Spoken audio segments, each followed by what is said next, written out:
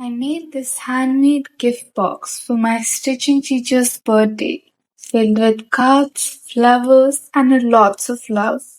Here's how I did it.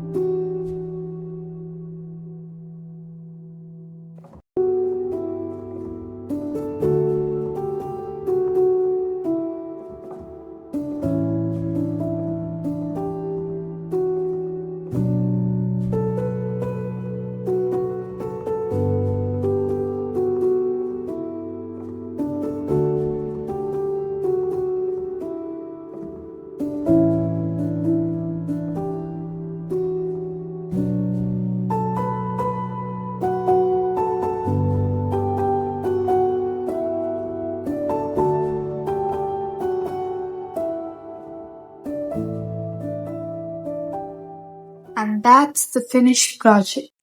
Hope this inspires you to try something handmade.